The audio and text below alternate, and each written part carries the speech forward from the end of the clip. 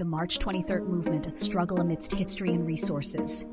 The March 23rd Movement, M23, is not merely a rebellious faction. It is a product of history, shaped by the turbulent past of the Democratic Republic of the Congo, DRC. Born out of the aftermath of the Second Congo War and failed peace agreements, M23 epitomizes the unaddressed grievances rooted in ethnic, political, and social divisions.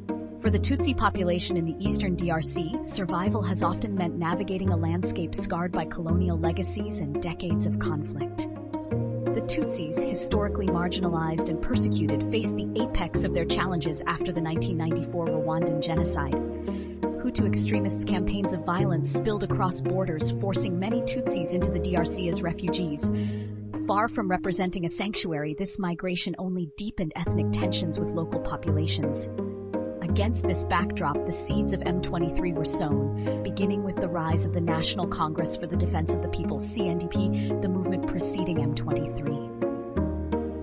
The CNDP emerged as a desperate attempt by Tutsis to demand equality and representation within the Congolese state.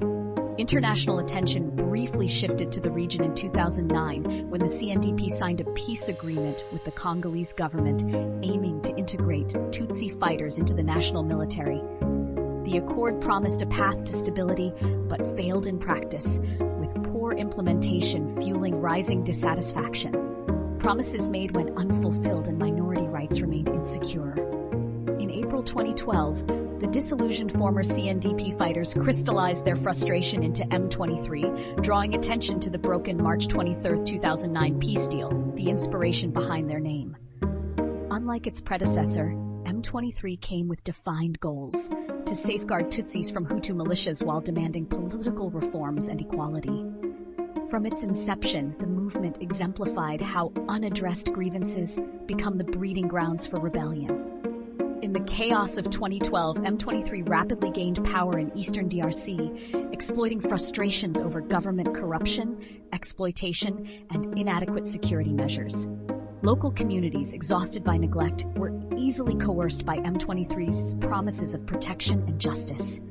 The group's military campaigns painted a bleak picture of the region's fragile peace, peaking when M23 briefly seized the key regional city of Goma. It was a move punctuated by international condemnation and mediation efforts, leading to the group's temporary withdrawal. The brief fall of Goma illustrated the vulnerabilities of the Congolese military and the lack of meaningful governance in a resource-rich yet neglected region.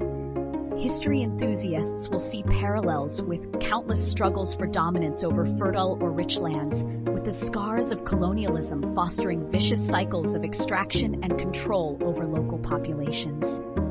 While ethnic identity and historical injustices have driven M23, the group's hold over eastern DRC cannot be fully understood without exploring its economic motivations. The region's immense mineral wealth, home to substantial reserves of coltan, gold, and tin, has transformed M23 from merely a rebel faction to a self-sustaining enterprise. By exerting control over mining sites and imposing taxes on miners, estimates show that M23 generates $800,000 per month, enabling its continued military campaigns.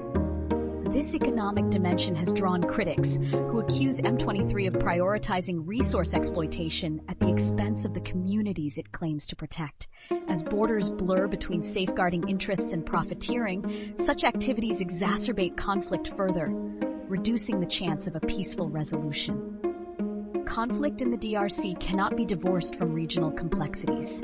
M23's resurgence in 2022 has been linked to renewed support from Rwanda, creating another layer of tension between the two nations. Rwanda's alleged interest in M23 relates not only to its desire for a buffer against hostile Hutu militias, but also to its strategic aim of maintaining access to DRC's natural resources. At its core, this support exposes unresolved disputes between the two countries, rooted in post-genocide resettlements and ownership of contested territories. Rwanda's intentions aside, the support it provides M23 has drawn criticism from the international community, widening the lens on this conflict as more than an internal struggle of the DRC. Regional and even global powers must grapple with how exploitation, human rights abuses, and armed rebellion feed into a broader network of political control. The story of M23 is a sobering reminder of the powerful link between historical injustices and present instability. Marginalized groups like the Tutsi community, ignored or attacked by successive governments, continue to find themselves at the center of unrest in eastern DRC. Yet, historical grievances are not M23's only foundation. Economic exploitation, porous borders, and inadequate enforcement of peace agreements keep the movement alive. For the history enthusiast, M23 is a case study in the cyclical nature of oppression, rebellion, and exploitation. It mirrors the lessons of colonialism and resource extraction, revealing how such patterns, when left unaddressed, persist and reshape themselves through decades. Public awareness becomes critical in resolving and preventing similar conflicts. The struggles of Eastern DRC are often overshadowed by global headlines, yet they deserve urgent action. Stronger international accountability mechanisms, humanitarian intervention, and multilateral pressure tailored to address both economic drivers and group grievances are essential. Understanding M23 as a consequence of history challenges us to question how global neglect of marginalized peoples and regions perpetuates conflicts. Solutions must go beyond treaties and military reinforcements. They must target the roots of poverty, exclusion, and exploitation itself. Only then can we hope to move forward with justice and peace.